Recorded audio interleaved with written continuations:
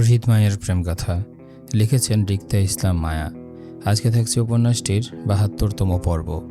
উপন্যাস পাঠে আছি আমি তারিফ। থমথমে মুখে বসার ঘরে বসে আছেন নিহাল খান। তাকে ঘিরে আত্মীয়দের মেলা। হেনা খান, আরাব খান সহ ওনার দুই কন্যা ও তাদের জামাতা সকলেই উপস্থিত নিহাল খানকে ঘিরে ড্রয়িং রুমে। শশীর মাকে দেখা গেল ফাহাদের মায়ের সঙ্গে বসে থাকতে। তবে অসুস্থ নিহাল খান সুস্থতার চেয়ে বেশি আশ্চর্য হয়েছেন নিজের স্ত্রী সুফিয়া খানের আক্রমণ দেখে। অতি শক্টে তিনি বেশ কিছুক্ষণ তাকিয়েও ছিলেন স্থির নয়নে, কিন্তু যখন বুঝতে পারলেন তিনি বসার ঘরে সকলের ভিড়ে বসে আছেন, তখন হুট করে কেমন নিজেকে গুটিয়ে নিলেন থমথমে মুখে। বেশ কসরত করে খানিকটা নিজেকে সংযমনও করতে চাইলেন, কিন্তু কাজের কাজ কিছুই হলো না। সুফিয়া খানের আগমনে ওনার মন মস্তিষ্ক এতটাই নড়বড়ে হলো যে নিজের ব্যক্তিত্ব গাম্ভীর্য ভুলে বসলেন এক মুহূর্তের জন্য। না চাইতেও বারবার দৃষ্টি ঘুরল সুফিয়া খানের উপর। স্তব্ধ, হতবাক, হতবুদ্ধি নিহাল খানের নড়বড়ে মনোভাব বসার ঘরের সকলের দৃষ্টিতে পড়লেও কেউ বিভ্রান্তি সৃষ্টি করল না নিহাল খানের জন্য, বরং অদেখা করার মতন বিষয়টাকে এড়িয়ে গেল উপস্থিত সকলেই। এখানে কেউ ছোট না, আর না নিহাল খানও সুফিয়া খানের সঙ্গে হেয়ালি করার মতো সুযোগে আছে। দুজনই বেশ সম্মানিত মানুষ, তাদের সঙ্গে মজা বা ছলচাতুরি করাও দৃষ্টিকটু ব্যাপার।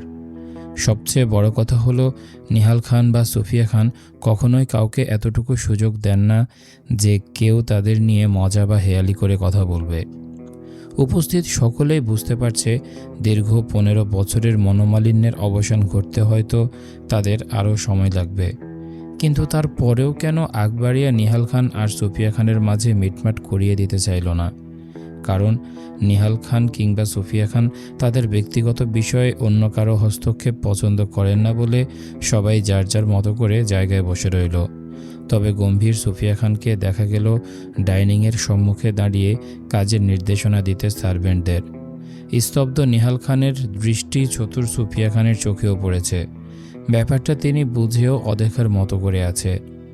এর মাঝে দেখা গেল হৃদকে সিঁড়ি পেয়ে নিচে নামতে। হৃদের পিছন পিছন রাদীপকেও দেখা গেল আসতে। হৃদ বসার ঘরে আসতে শশী সেদিকে তাকালো। সকালে মায়াকে লক্ষ্য করেছিল শশী। বেশ কিছু আপত্তিকর পরিবর্তনও দেখেছে মায়ের মাঝে, যেটা শশীর জন্য কষ্টদায়ক হলেও একটা সুখী দাম্পত্যের জন্য বিষয়টা বেশ স্বাভাবিক। ঘুমড়ে ওঠা শশীর চোখ ফের ভিজল নোনা জলে। ভেতরকার কষ্ট চাপতে মাথা নুইয়ে নত মস্তিষ্কে বসতে শশীর মা সেদিকে তাকালেন। শশীকে কাঁদতে দেখে তিনি অশান্ত হলেন।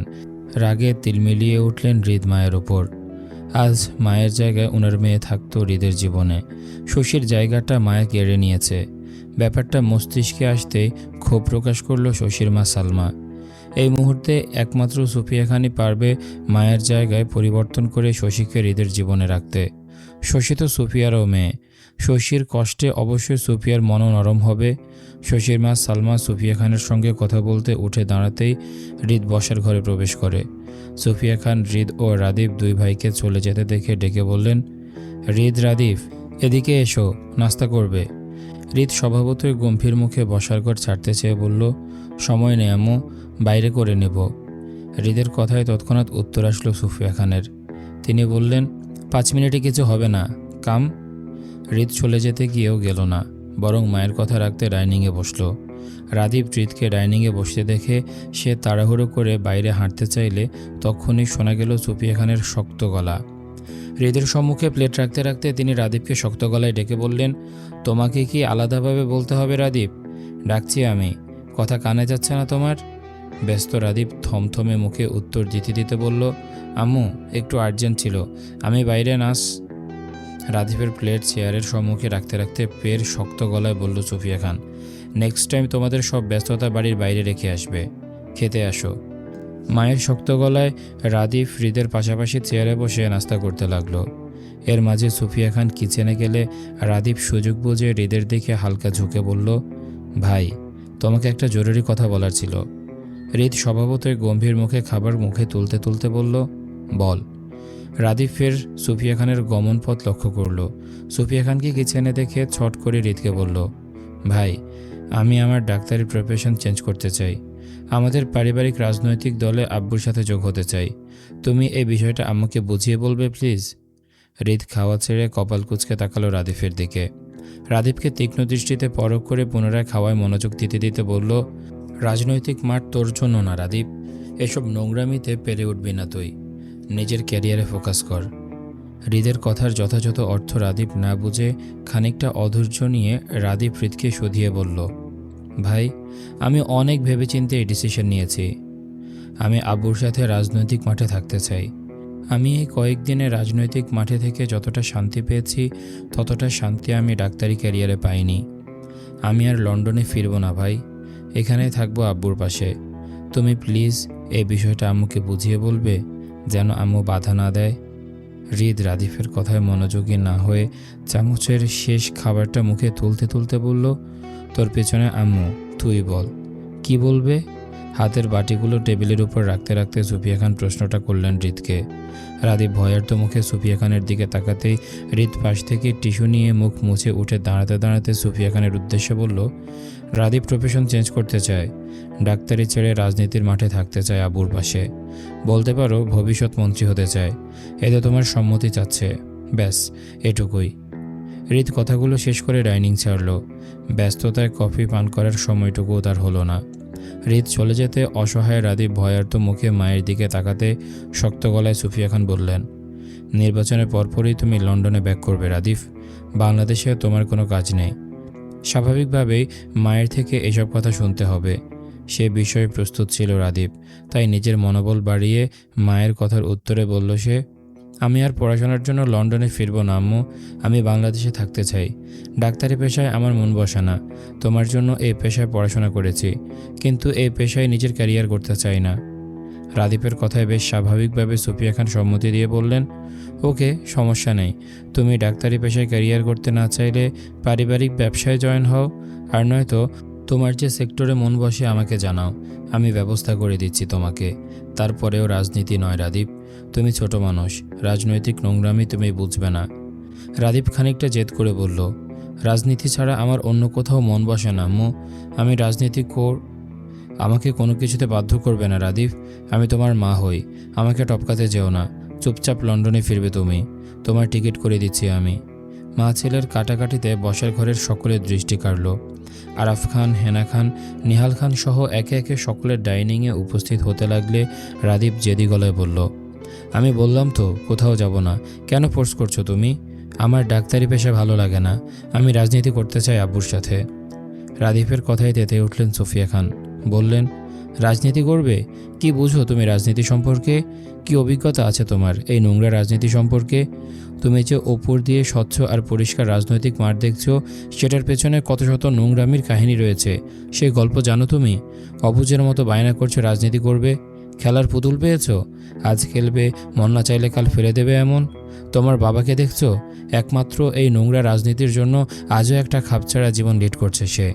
জিজ্ঞাসা করো তোমার বাবাকে, তার জন্য আমাকে হৃদকে কতটা নোংরামিতে নামতে হয়েছিল।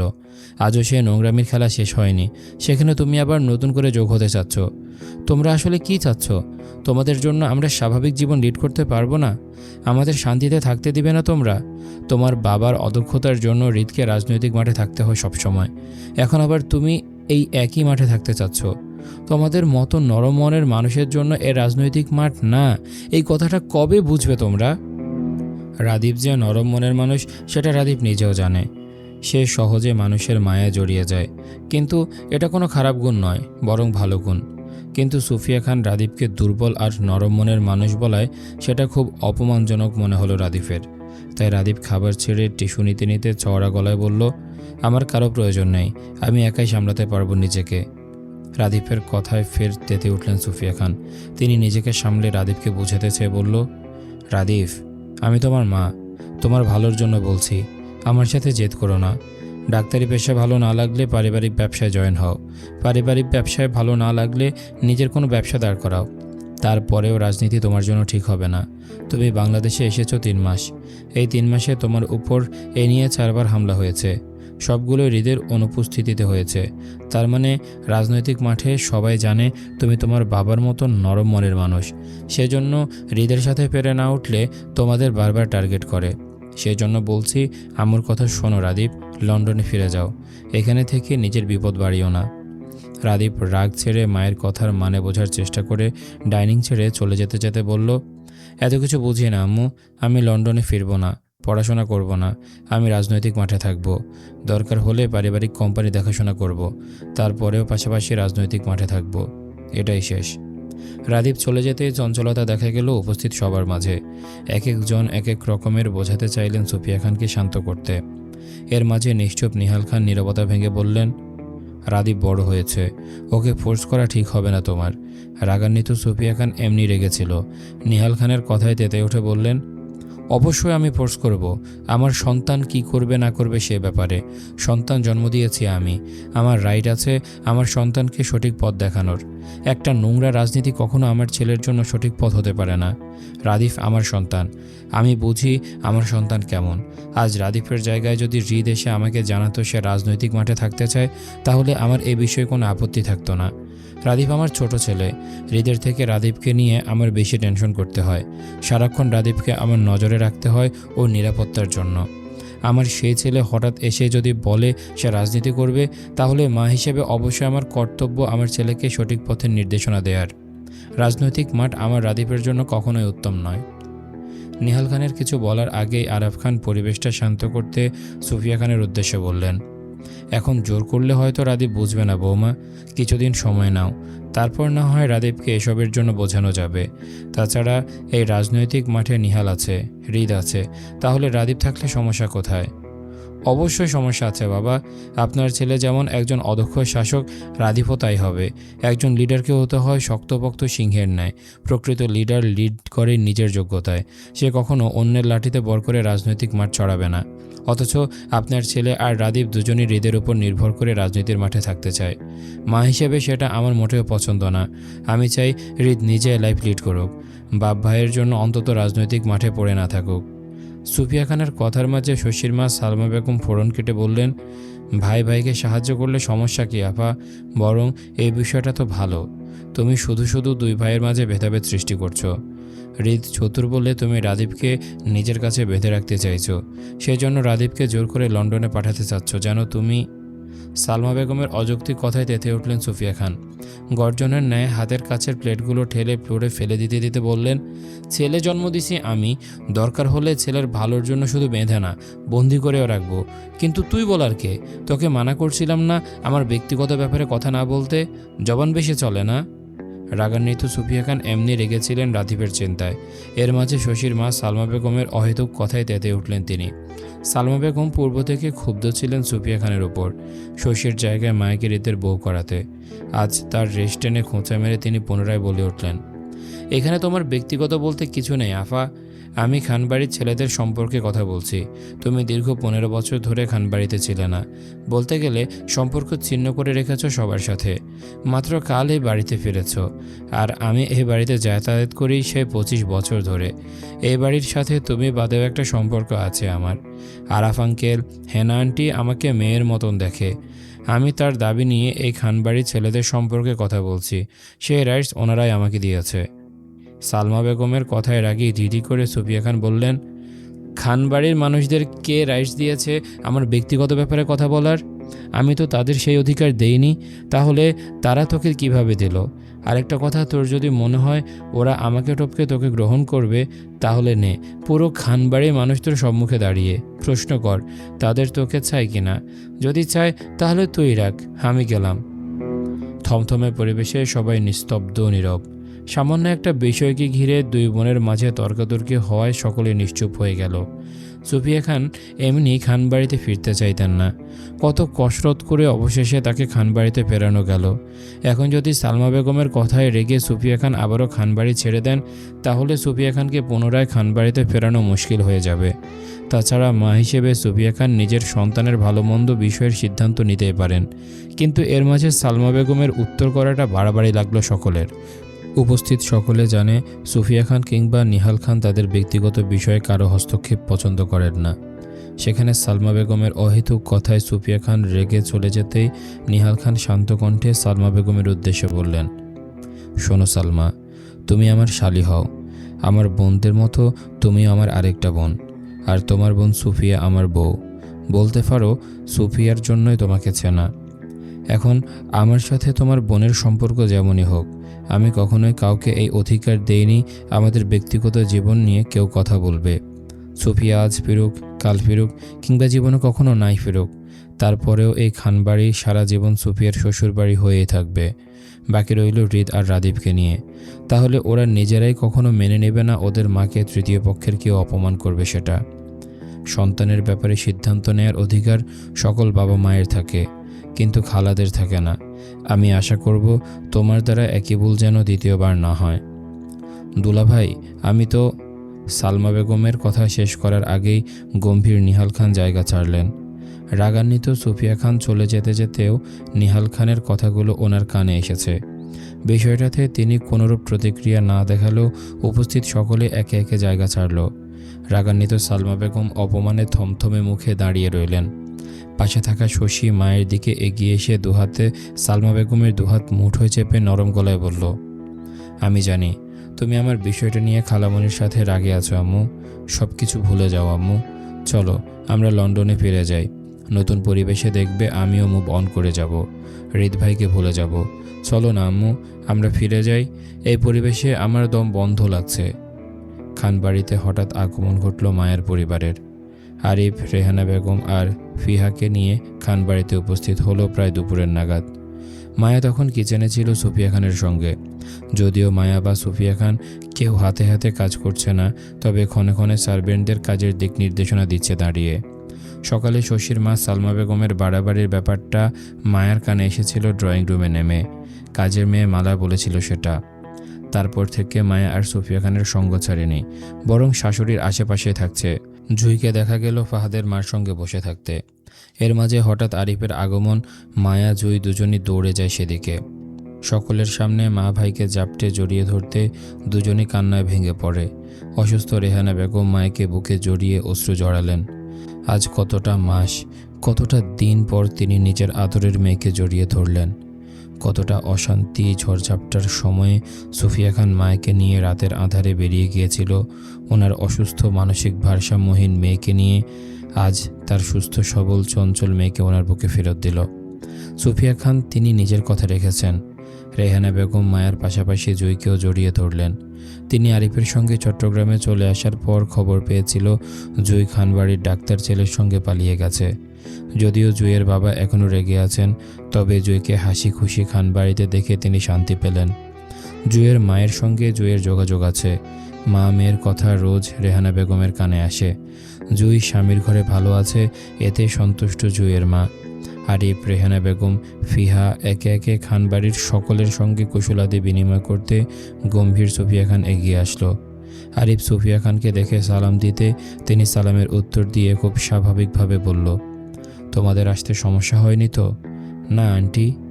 এই দ্বিতীয়বারের মতন দেখা আরিফের সঙ্গে সুফিয়া খানের। প্রথমবার আরিফ সুফিয়া খানকে হৃদের অ্যাক্সিডেন্টের সময় হসপিটালে দেখেছিল, আর আজ খানবাড়িতে। বলতে হবে ব্যক্তি হিসেবে চমৎকার ব্যক্তিত্বের মানুষ সুফিয়া খান। আজ আরিফদের খানবাড়িতে দাওয়াত সুফিয়া খানই করেছিল। দীর্ঘদিন ধরে আরিফ মায়ের সঙ্গে যোগাযোগ করার চেষ্টা করেছিল, কিন্তু হৃদের বেড়াজালের জন্য করতে পারেনি।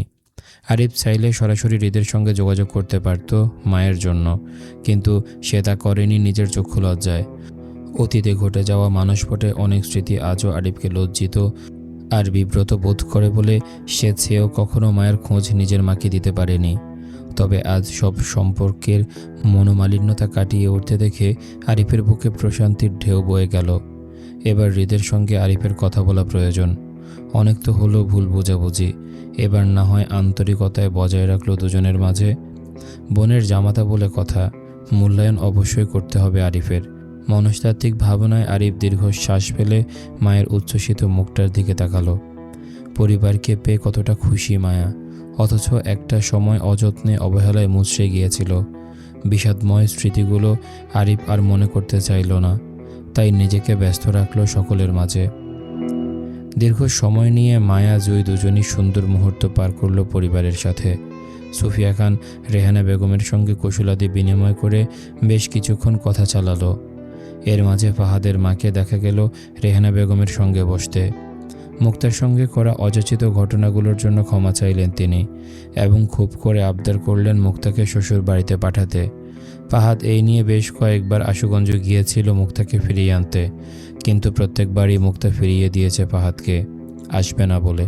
সেজন্য মা হয়ে তিনি বেশ অনুতপ্ত প্রকাশ করল আরিফ ও রেহানা বেগমের কাছে। ফাহাদের মায়ের কথায় আরিফ কিংবা রেহানা বেগম তৎক্ষণাৎ মুক্তার শ্বশুর বাড়িতে পাঠাবে বলে কিছু বলল না। তবে সময় নিয়ে ফাহাদের মাকে আশ্বস্ত করল ওরা মুক্তার সঙ্গে এই বিষয়ে কথা বলবে। দীর্ঘ সময় নিয়ে সকলের মাঝে কথা চলল। দুপুরে আয়োজনে মায়ের পরিবার খানবাড়িতে সকলের সঙ্গে খাওয়া দাওয়া করল। রাত 9টার দিকে আরিফ পিহাকে নিয়ে চলে গেলেও রেহানা বেগমকে রেখে দিলেন সুফিয়া খান। দীর্ঘদিন পর মায়ের সঙ্গে রেহানা বেগমের দেখা, সেজন্য সময়টা ক্ষণস্থায়ী না করে দীর্ঘক্ষণ করতে মূলত রেহানা বেগমকে রেখে দিলেন তিনি, নিহাল খানের নির্বাচনের পর্যন্ত। এত মানুষের ভিড়ে রেহানা বেগমও থেকে গেলেন খানবাড়িতে। বয়স্ক হেনা খান, আরাব খানের পাশাপাশি হৃদের ফুপিদের সঙ্গেও বেশ সখ্যতা দেখা গেল রেহানা বেগমের। রেহানা বেগম শুধু একা হৃদের শ্বশুর নয়, তিনি হৃদের পাশাপাশি ফাহাদ আয়নেরও শাশুড়ি হয়। সেই সুবাদে রেহানা বেগমের কদর খানবাড়িতে একটু বেশি দেখা গেল। ব্যস্ততা চাপিয়ে হৃদের আগমন ঘটল রাত 12টার পর।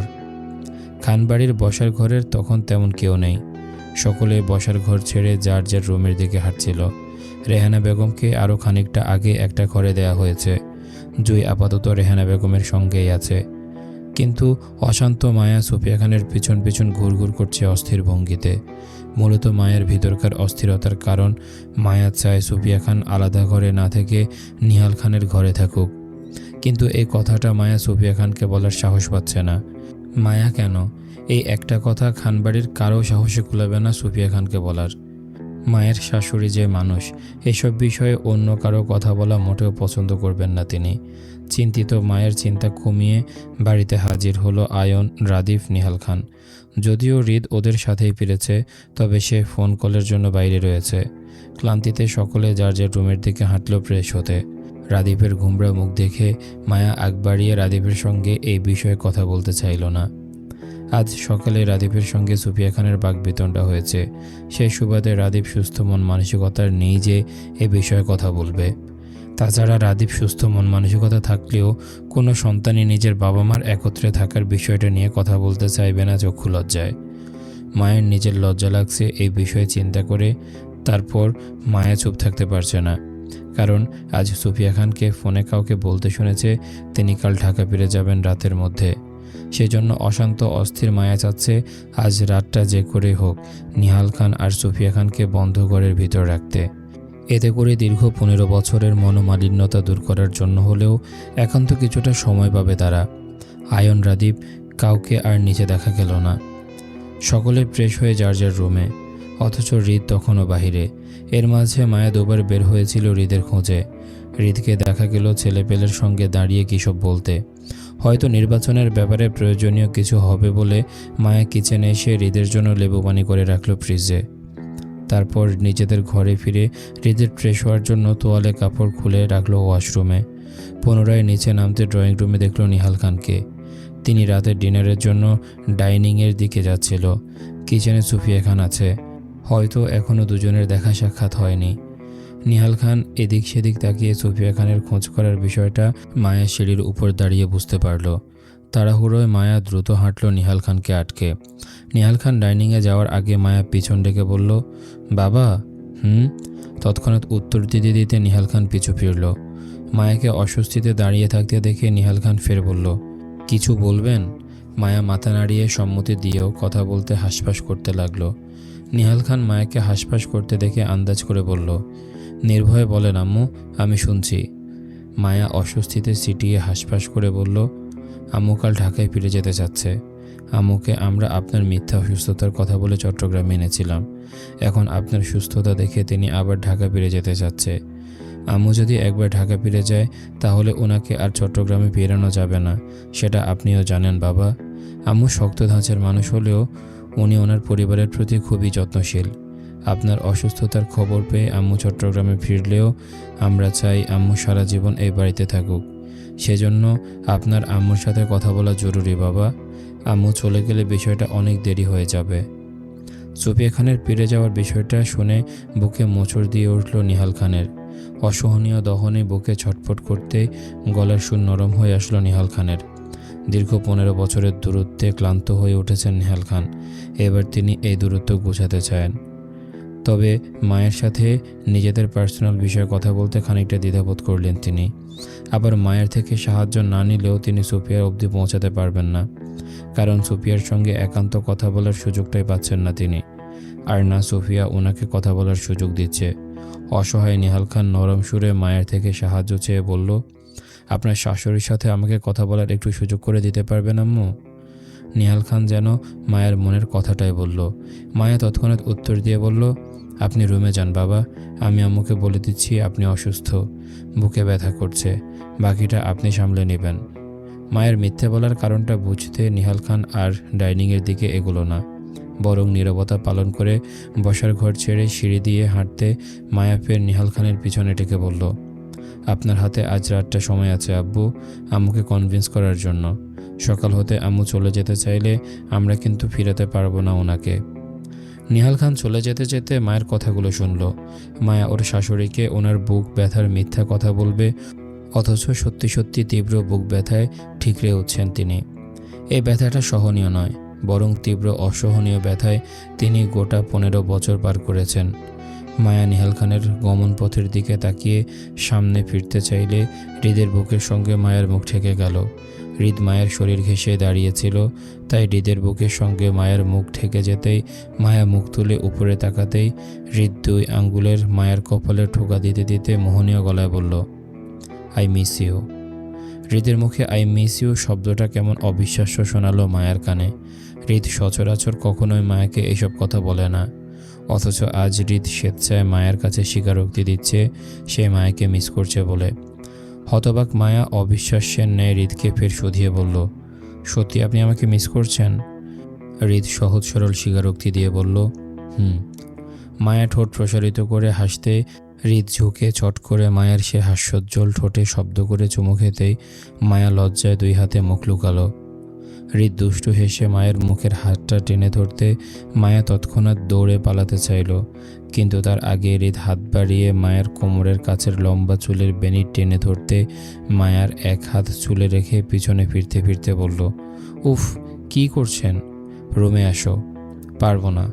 হৃদ মায়ের চুলের বেনি টেনে মায়াকে কাছে টানল। মায়ের কাঁধ জড়িয়ে ধরতে ধরতে হৃদ বলল, জামাই ডাকলে বউদের আসতে হয়।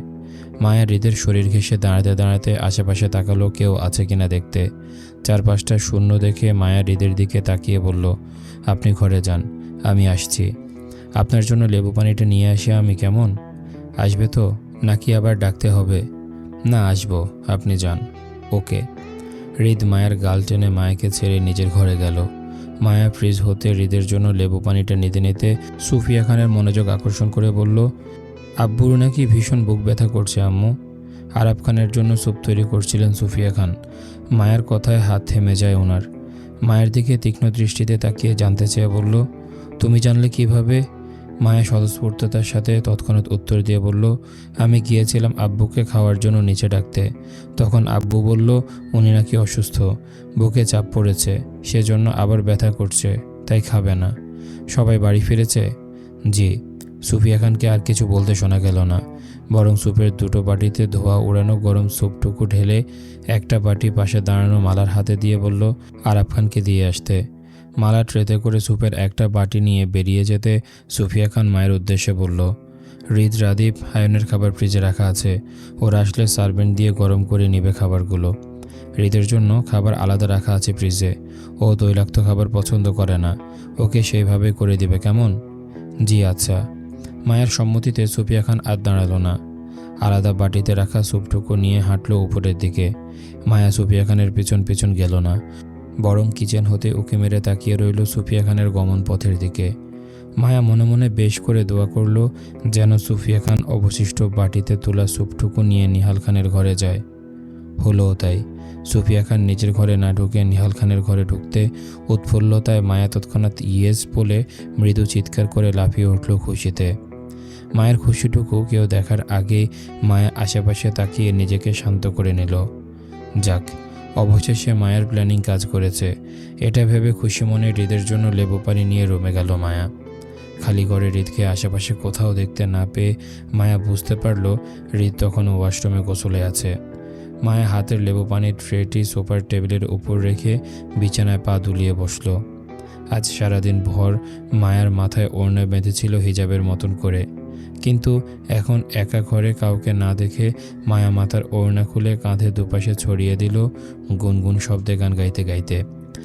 মায়ের বসে থাকার মাঝে হৃদ আরও খানিকটা সময় নিয়ে ওয়াশরুম হতে বের হতে মায়াকে দেখল মায়া বিছানায় বসে পা দুলাতে দুলাতে গুনগুন শব্দ করে গান গাইছে।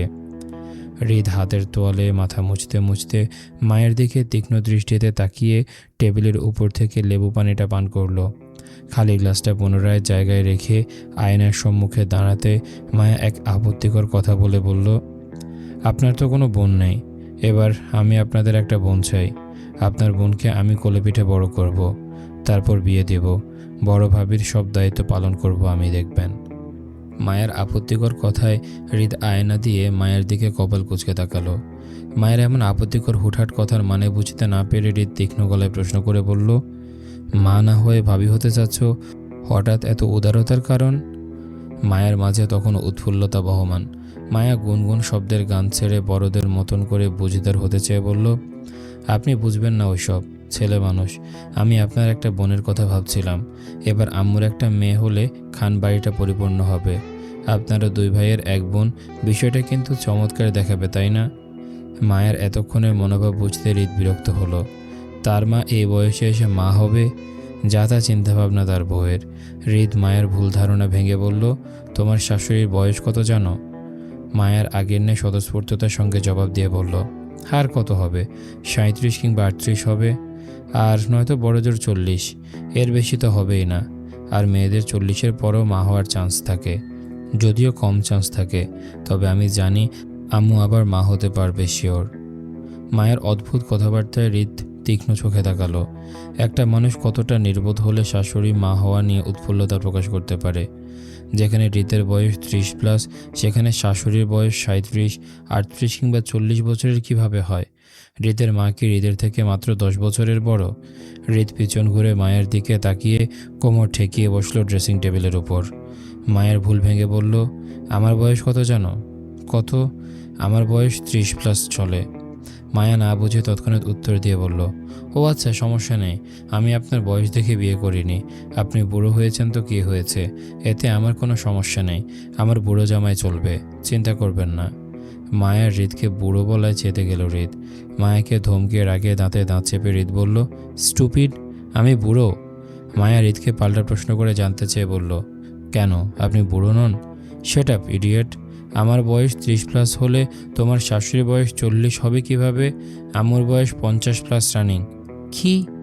অসম্ভব, আমি বিশ্বাস করি না। আম্মু এখনও কত জোয়ান আর সুন্দরী। আপনি মিথ্যা বলছেন। হৃদের কাছে সুফিয়া খানের বয়সের কথা জানতে মায়া লাফিয়ে উঠে দাঁড়ালো অবিশ্বাসে। হৃদ মায়াকে কাছে ডেকে শান্ত কণ্ঠে বলল, কাছে আসো। মায়া হৃদের দিকে এগিয়ে যেতে হৃদ এক হাতে মায়ের কোমরের হাত চেপে অপর হাতটা মায়ের গলার দাগগুলোতে ছুঁয়ে দিতেই মোহচ্ছন্ন গলায় বলল, ভাবি না হয়ে মা হওয়ার অপারটা কি চমৎকার হবে, কি বলো? হৃদের কথার ইঙ্গিত বুঝতে পেরে মায়া লজ্জায় ছিটিয়ে তৎক্ষণাৎ নত মস্তিষ্কের হলো। প্রসঙ্গ পাল্টে মিনমিন করে বলল, নিচে চলুন, খাবেন? খাবো না। কেন? বাইরে ডিনার করে এসেছি সবাই, বাবা বাদে। ও, তুমি খেয়েছো? তাহলে এবার বলো, অফারটা পছন্দ হয়েছে? হৃদের কথায় মায়া লজ্জায় আড়ষ্ট হয়ে হৃদের বুকে মুখ লুকাতে লুকাতে বলল, হয়েছে। মায়ের উত্তরে হৃদ প্রস্তর হাসল। দু হাতে মায়াকে জড়িয়ে হৃদ ঘনিষ্ঠতা বাড়িয়ে বলল, আপনি মা হতে চাইলে আমিও ইন্টারেস্টেড বাবা হতে, বউ। এই ছিল আজকের পর্ব। কেমন লেগেছে তোমাদের কমেন্ট করে জানাও। দেখা হচ্ছে পরের পর্বে। ততক্ষণ পর্যন্ত সবাই ভালো থাকো, সুস্থ থাকো। আজকের মতো আমি তারিফ এখানেই বিদায় নিচ্ছি। আল্লাহ হাফেজ।